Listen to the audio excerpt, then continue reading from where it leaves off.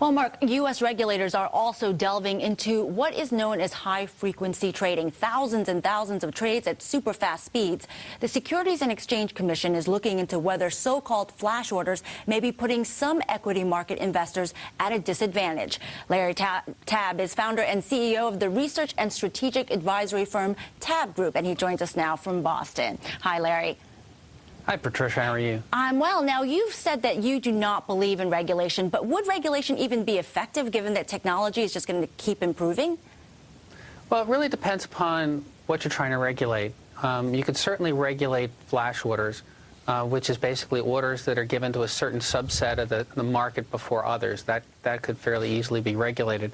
But when you're talking about high frequency, it's very difficult to regulate because really what we're talking about is computers that are analyzing the market and trading. And so technology continues to get cheaper. It continues to get faster. Bandwidth continues to get cheaper and faster.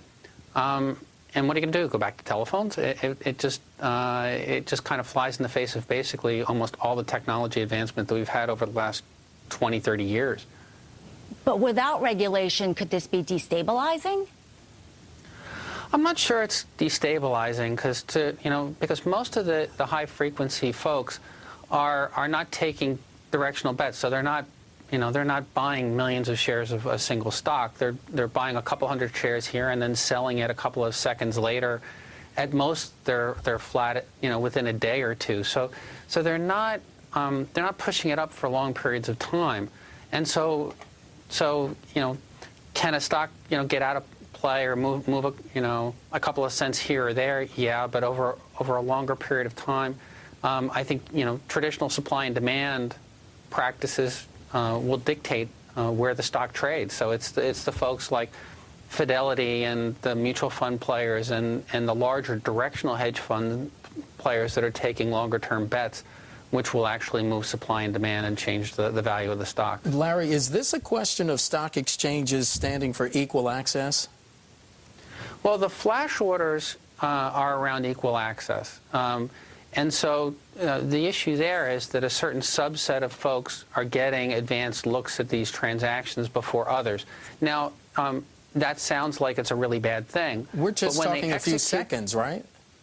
Oh, it's less than usually it's around 30 milliseconds. It's less than 0.03 of a second. So it's a very short period of time. And the issue here is that when they get advanced looks at these orders, they're not going to buy them at worst market, prices to the market. They're going to basically price improve them. They're going to basically price them better than the best bid or best offer in the market.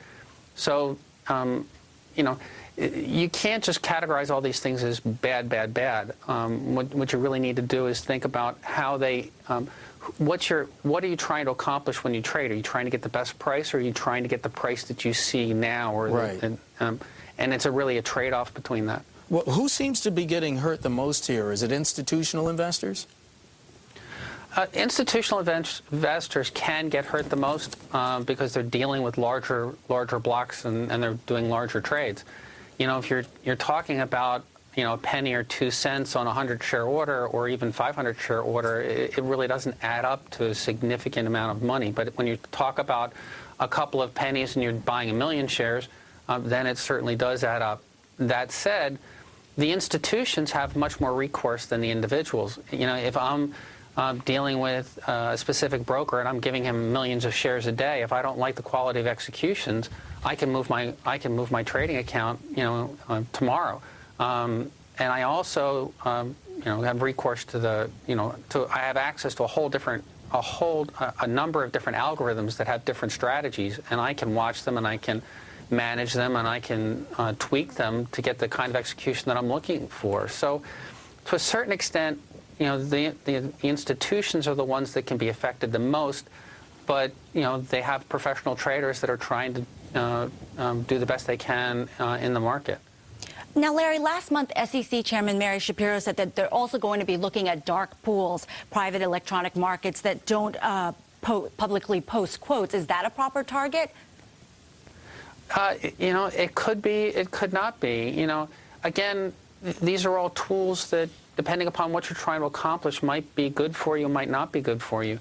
The dark pool comes into play when I'm trying to buy, let's say, 1 million shares of a stock.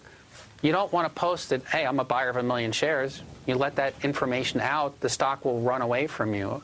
So what you want to try and do is hide that. And there are a couple of ways of hiding that order.